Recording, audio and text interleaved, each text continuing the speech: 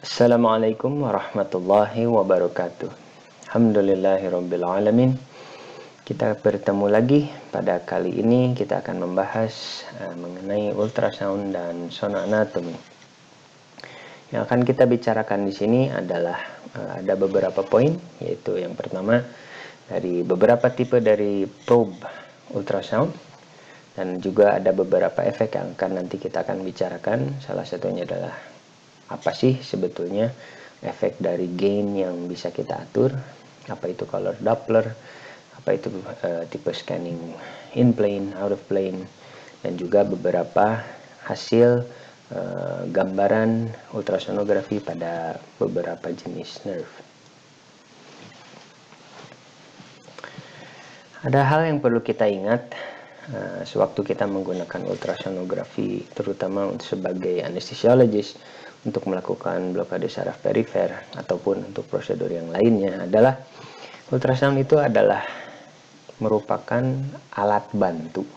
Berarti masih tetap ada PR utama, yaitu pengetahuan kita mengenai anatomi masih tidak bisa kita kesampingkan, dan kita memang harus menjadi lebih sabar. Kita memang harus membutuhkan waktu untuk bisa lebih memahami ultrasonografi. Untuk apa ini? Ya, untuk kepentingan pasien kita juga, dan memang kita harus menikmati learning curve sewaktu kita mulai mengetahui ultrasound, bagaimana cara mengoperasikan ultrasound, dan berbagai tipe atau berbagai learning curve yang bakalan kita hadapi.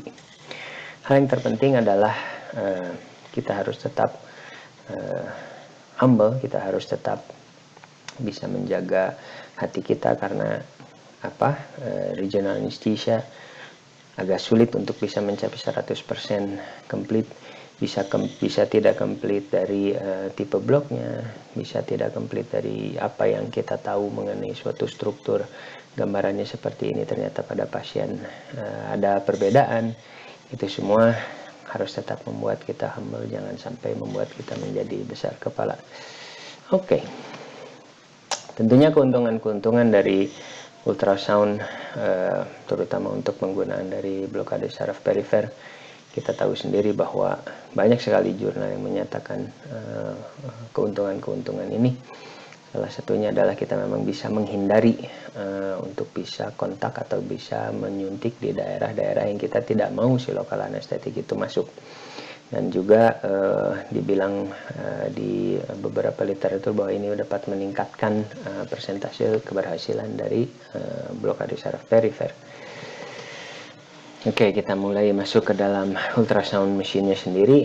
Makin ke sini ultrasound yang digunakan semakin compact, semakin kecil, dan semakin bisa reliable untuk bisa digunakan di berbagai situasi.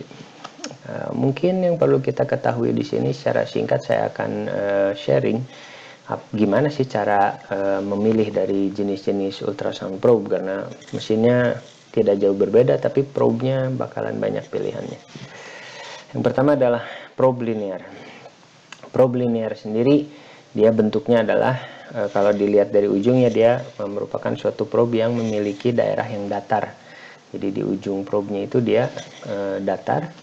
Dia memiliki frekuensi yang sangat tinggi. Kelemahan dari probe linear probe ini adalah penetrasi atau kedalaman scanningnya dia tidak terlalu dalam, akan tetapi dia bisa menghasilkan suatu gambar yang sangat bagus sekali. Jadi ultrasound probe dengan linear probe ini digunakan untuk melihat sesuatu yang dekat dengan lebih detail. Untuk menganalogikannya, mungkin kita bisa melihat gambaran dari belalang ini, kita bisa melihat kakinya, kita bisa melihat duri-duri di kakinya, kita bisa melihat dengan jelas matanya, antenanya, perutnya, semuanya dalam keadaan detail. Ini analogi saja dari ultrasound probe high frequency linear. Dan kalau kita bisa melihat dari foto ini, kita bisa melihat dari katak ini, dari benjolannya, dari matanya, bahkan sampai folikel-folikel di kulitnya. Inilah analogi supaya kita bisa lebih mengingat bahwa probe linear itu dia high frequency, hasil gambarnya sangat crispy, sangat baik, Akan tetapi dia memiliki kelemahan, yaitu penetrasi atau daya tembus dari si ultrasound ini sangat terbatas. Dan kita bisa melihat di foto caterpillar ini sampai ke duri-duri di bulu-bulunya itu kita bisa melihat semuanya dengan sangat detail. Itulah kelebihan atau analogi kelebihan dari ultrasound probe linear. Semua foto ini bukan hasil mendownload, ini adalah hasil foto saya sendiri. Dan kalau kita analogikan atau kita sekarang lari ke hasil resolusi dari scanning ultrasound menggunakan linear probe, kita bisa melihat gambar yang sangat indah sekali. Ini adalah median nerve atau nervus medianus.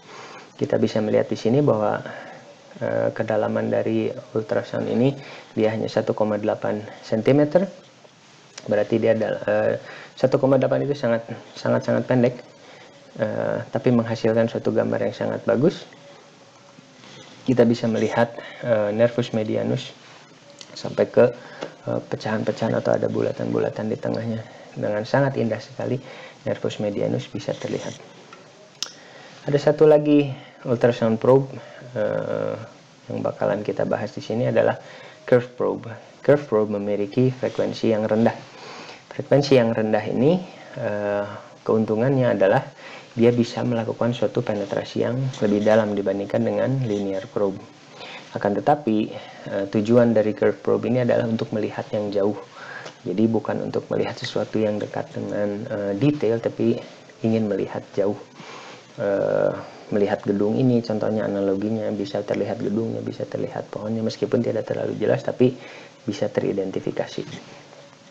Sebagai salah satu contoh, waktu melakukan scanning di daerah gluteal atau subgluteal, di sini kita bisa melihat sciatic nerve di antara ischiatic tubercle dan trochanter major menggunakan curve probe. Gambaran dari nervusnya tidak seindah, atau gambaran dari sciatic nerve-nya tidak seindah tadi dibandingkan dengan waktu kita scanning menggunakan linear probe melihat median nerve. Akan tetapi lihat, dia bisa melihat dengan segitu luasnya, bisa melihat dengan segitu dalamnya, dan masih menghasilkan gambar yang masih bisa teridentifikasi oleh kita. Oke, kita lanjutkan. Apa sih sebetulnya yang kita mau lihat dari ultrasound image ini? Syarat dari melihat ultrasound image tentunya adalah si ultrasound itu atau si wave dari suara. Kan ultrasound itu hasilnya dari wave suara. Harus ada media waktu dia bergetar, itu harus ada media tempat dia merambat. Nomor satu, harus ada media antara si ultrasound probe dengan si kulit itu. Biasanya kita menggunakan gel atau air pun bisa. Kebanyakan menggunakan gel agar si ultrasound probe bisa menembus dan masuk ke dalam jaringan. Tentunya harus ada juga media yang bisa bouncing dari si ultrasound wave ini masuk lagi ke dalam ultrasound probe agar bisa terbaca dan dirubah menjadi image. Bila si ultrasound probe ini kehilangan dari media rambatnya, maka dia bakalan menghasilkan suatu gambar yang hitam.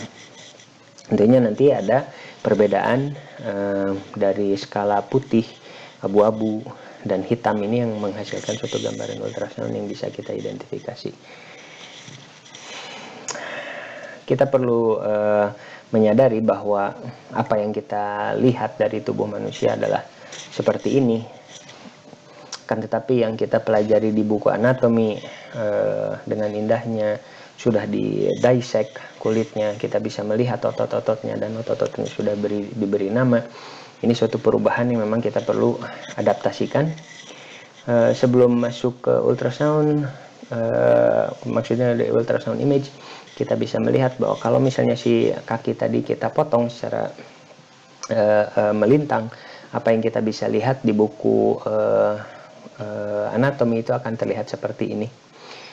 Ada potongan nervus, ada potongan pembuluh darah, ada potongan otot, yang semuanya sudah ada namanya. Akan tetapi dengan menggunakan ultrasound probe, kita bakalan melihat bahwa semuanya akan menjadi hitam putih. Pertama, semuanya akan menjadi hitam putih. kita sudah tidak melihat lagi bahwa arteri itu merah, vena itu menjadi biru, dan nervus itu menjadi kuning. Sudah tidak terlihat seperti itu lagi, semuanya menjadi gradasi antara putih, hitam, dan abu-abu. Selain dari itu, yang kita bisa lihat di ultrasound itu tidak akan bisa semuanya, karena memang ada limitasi dari ultrasound probe. Begitu yang kita lihat itu cuman sebagiannya saja dan tidak ada namanya. Itu yang lebih menarik lagi, tidak ada namanya, ini otot apa, ini otot apa.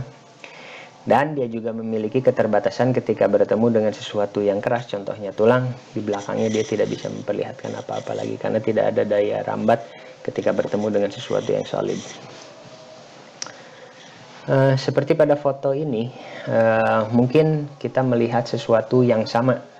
Nah, ini yang perlu kami sharing kepada Anda semua, bahwa mungkin kita melihat sesuatu yang sama, akan tetapi belum tentu apa yang saya lihat sama dengan apa yang Anda lihat. Fokus yang saya lihat belum tentu sama dengan apa yang Anda lihat. Mungkin Anda bisa mengidentifikasi ada sesuatu yang berbeda dari foto ini. Bila masih belum jelas, saya akan perjelas gambarnya. Bagaimana dengan foto yang sekarang? Abu-abu, di antara abu-abu dan putih ini mungkin para dokter bisa mengidentifikasi ada sesuatu. Oke, bila masih belum terlihat, saya akan jelaskan lagi. Ternyata dari tadi kita memang, atau saya bisa memfokuskan diri saya terhadap suatu praying mantis yang ada di dalam foto. Hal ini perlu saya analogikan. Kenapa orang bisa menempelkan ultrasound probe dan mereka bisa bilang bahwa itu adalah targetnya. Kita melihat satu picture yang sama, tapi fokus kita bisa berbeda. Ada mungkin seseorang melakukan scanning, mereka bilang itu adalah nervus tertentu, dia bilang itu. Mungkin saya tidak bisa melihatnya.